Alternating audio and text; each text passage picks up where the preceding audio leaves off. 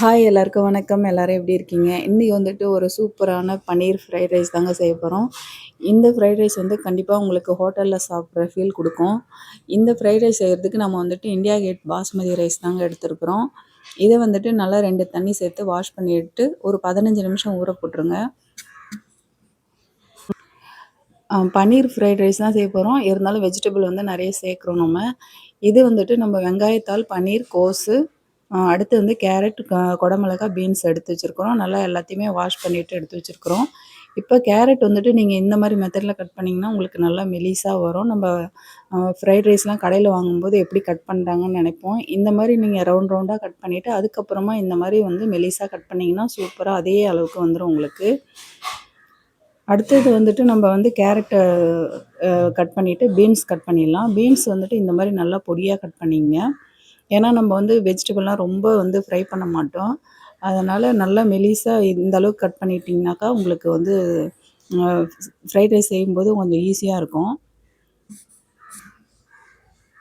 இப்போ அடுத்ததாக வந்துட்டு நம்ம குடமிளகா எடுத்துருக்கோம். இதை வந்துட்டு உள்ளே இருக்கிற விதையெல்லாம் எடுத்துகிட்டு நல்லா இந்த மாதிரி வாஷ் பண்ணி எடுத்து வச்சுருக்கணும். இதையும் நம்ம வந்துட்டு நல்லா மெலிசாக கட் பண்ணிக்கலாம்.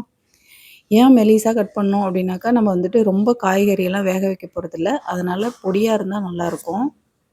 அடுத்தது வந்து காய் சீவுறதுல இந்த மாதிரி ஒரு ஆப்ஷன் இருக்கும். அது எதுக்கு இருக்குன்னே நமக்கு இவ்வளோ நாள் தெரியாது. அதை வந்துட்டு நம்ம அதில் வந்துட்டு இந்த மாதிரி கோஸ் வந்துட்டு நல்லா மெலிசாக சீவி எடுத்துடலாம். நல்லா மெலிசாக இருக்குங்க. நீங்கள் ஃப்ரைட் ரைஸு, அடுத்து கூட்டு இந்த மாதிரி செய்யும்போது உங்களுக்கு ரொம்ப ஈஸியாக இருக்கும். கோஸ் கட் பண்ணுறது தான் ரொம்ப பெரிய வேலையாக இருக்கும். இந்த மாதிரி செய்யும்போது உங்களுக்கு ரொம்ப ஈஸியாக இருக்கும், சுலபமாக இருக்கும். கண்டிப்பாக வீட்டில் இந்த மாதிரி ட்ரை பண்ணி பாருங்கள். எந்த அளவுக்கு நல்லா மெலிசாக இருக்குன்னு சொல்லிட்டு. அடுத்தது வந்துட்டு நம்ம பன்னீர் வந்து நம்ம இந்த அளவுக்கு நல்லா மெலிசாக கட் பண்ணி எடுத்துக்கலாம் பொடியாக. இதை விடவும் கொஞ்சம் சின்ன சைஸ் வேணுன்னா கட் பண்ணி எடுத்துங்க. நான் கொஞ்சம் பெருசாகவே கட் பண்ணியிருக்கேன். இப்போ வெஜிடபிள்ஸ்லாம் கட் பண்ணி எடுத்து வச்சாச்சு. இப்போ ரைஸ் வேக வச்சிடலாம். இப்போ பாருங்கள் நல்ல தண்ணி வந்து கொதிக்குது. இந்த சமயத்தில் நம்ம வந்து 15 நிமிஷம் ஊற வச்ச ரைஸை வந்து இதோட சேர்த்துக்கலாம். ரைஸ் வந்து ரொம்ப வேகணும்னு அவசியம் இல்லை. ஒரு 80% வெந்தால் போதும். ரொம்ப வெந்துச்சுன்னா உங்களுக்கு வந்து ரைஸ் அப்படியே உடஞ்சி போயிடும். நல்லா இந்த அளவுக்கு ரைஸ் ஒரு 80% வெந்ததுக்கப்புறமா நம்ம தண்ணியெல்லாம் வடிச்சிட்டு ஒரு தட்டில் போட்டு சேர்த்து ஆற வச்சுருங்க. இப்போ பன்னீர் வந்து ஃப்ரை பண்ணி எடுத்துக்கலாம். அதுக்கு வந்துட்டு நான் கொஞ்சமாக சால்ட்டு சேர்த்துருக்குறேன். அடுத்தது தனி மிளகாத்தூள் ஒரு 1/4 டீஸ்பூன் சேர்த்துருக்கேன். கார்ன்ஃப்ளவர் மாவு வந்து கொஞ்சமாக சேர்த்துருக்கேன். ஒரு 1/2 டீஸ்பூன் அளவுக்கு சேர்த்துருக்கேன். ரொம்ப சேர்க்க தேவையில்ல, லைட்டாக சேர்த்தா போதும்.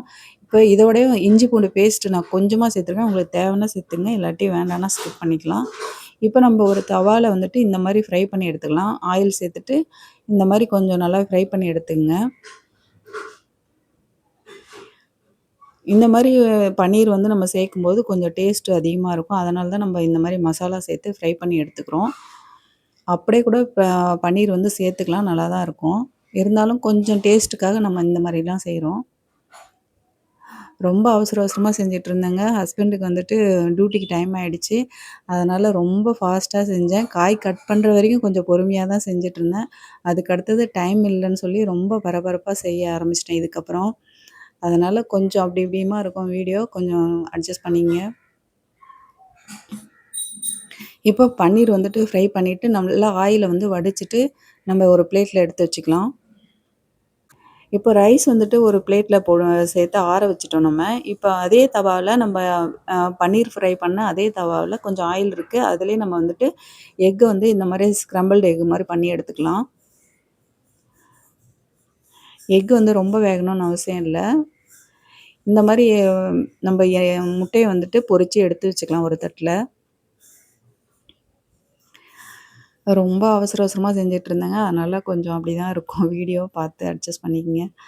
இப்போ வந்துட்டு நம்ம ஒரு வாணலில் 1 டேபிள் ஸ்பூன் அளவுக்கு ஆயில் சேர்த்துருக்கோம். அதில் வந்து இஞ்சி பூண்டு வந்து பொடியாக கட் பண்ணதை சேர்த்துட்டு கேரட் சேர்த்துருக்கோம். அடுத்தது பீன்ஸு, குடமிளகாய் இதையும் சேர்த்து நல்லா ஃப்ரை பண்ணிக்கலாம். கோஸ் வந்துட்டு நம்ம லாஸ்ட்டாக சேர்த்தா போதும். இப்போ இந்த கேரட், பீன்ஸு இதெல்லாம் கொஞ்சம் நல்லா வதங்கி வந்ததுக்கப்புறமா நம்ம வந்துட்டு கோஸ் வந்து இதோட சேர்த்துக்கலாம்.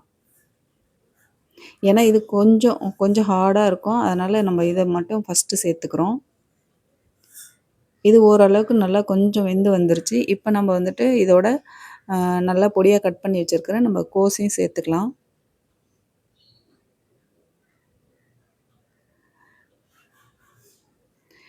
இந்த மாரி கோஸ் சேர்த்துட்டு நல்லா அதையும் வந்து ஒரு தடவ மிக்ஸ் பண்ணி விட்டுருங்க. கோஸ் உங்களுக்கு சீக்கிரமாவே வெந்துரும். இந்த மாரி நல்லா மிக்ஸ் பண்ணி விட்டுருங்க. இப்ப எல்லாமே வெஜிடபிள்லாம் ஓரளவுக்கு ஹாஃப் பாயில் வெந்திருக்கும் உங்களுக்கு. இதில வந்துட்டு இதோடவே கொஞ்சமா சால்ட் சேர்த்துங்க.